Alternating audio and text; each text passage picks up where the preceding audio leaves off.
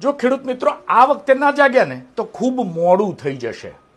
એક મોકો તમને મળ્યો છે અને મોકાનો સદુપયોગ કરવાનો છે તમારો પાવર બતાવવા માટે. ખેડૂતોનો પાવર શું છે તે બતાવવાનો આ મોકો એટલે તાલુકા જિલ્લા પંચાયતની ચૂંટણીઓ. તાલુકા અને જિલ્લા પંચાયતની ચૂંટણીઓ સાથે નગરપાલિકા અને મહાનગરપાલિકાની ચૂંટણીઓ આવી ગઈ છે ત્યારે ખેડૂતોએ પોતાનો પાવર બતાવવો જ પડશે. કોઈ રાજકીય પાર્ટીઓને ટાર્ગેટ કરવાની વાત નથી કરતા, પણ ખેડૂતોના હક માટે જાગવાની વાત કરીએ છીએ.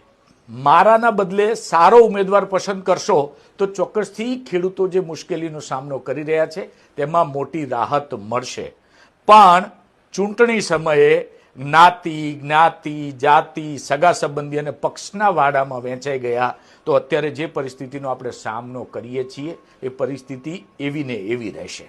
પણ જો તમે ખેડૂત પાવર બતાવ્યો, પક્ષ, સમાજ, જ્ઞાતિ કે જાતિ ભૂલી ખેડૂતોનું હિત વિચારતા વ્યક્તિને મત આપ્યો તો ચોક્કસથી આવનારા દિવસો ખૂબ સારા હશે.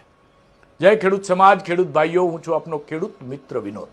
આવનારી તાલુકા અને જિલ્લા પંચાયતની ચૂંટણીમાં આપણે ખેડૂતોએ કોઈ પક્ષ જોયા વગર કે જ્ઞાતિ જોયા વગર કે સંબંધી જોયા વગર ફક્ત ખેડૂતોનું હિત વિચારતા વ્યક્તિને મત આપ્યો તો ચોક્કસથી સારા પરિણામો મળશે.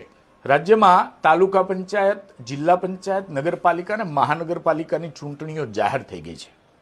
તાલુકા અને જિલ્લા પંચાયતની ચૂંટણી સીધી ખેડૂતોને સ્પર્શે છે, જ્યારે નગરપાલિકા અને મહાનગરપાલિકામાં ખેડૂતોના સંતાનો જે શહેરમાં રહે છે તેમને અસર કરે છે.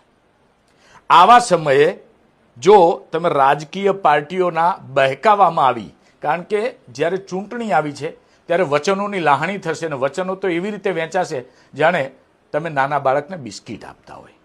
પણ હકીકતમાં ખેડૂતોનો હામી કોણ છે, ખેડૂતોના પ્રશ્નો કોણ ઉકેલી શકે છે, આનો વિચાર કરીને મત આપશો ને તો ચોક્કસથી ફરક પડશે.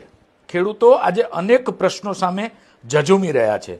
મોંઘવારી, પાકના પોષણક્ષમ ભાવ નથી મળતા, દિવસે વીજળી નથી મળતી, કડદો, વીજ લાઇનના કામમાં કંપનીઓની દાદાગીરી, પ્રમોલ્ગેશનના પ્રશ્નો, આવી તો અનેક સમસ્યાઓ છે. આ સમસ્યાઓનું સમાધાન તો જ છે જો તમે મારાના બદલે સારાને ચૂંટશો ને. એના માટે તમારે રાજકીય પાર્ટીઓના ભરમાવામાં આવ્યા વગર કે પોતાના સગા સંબંધી જોયા વગર ખેડૂતોનું હિત વિચારીને ખેડૂતોની વાત કરતા વ્યક્તિને મત આપો.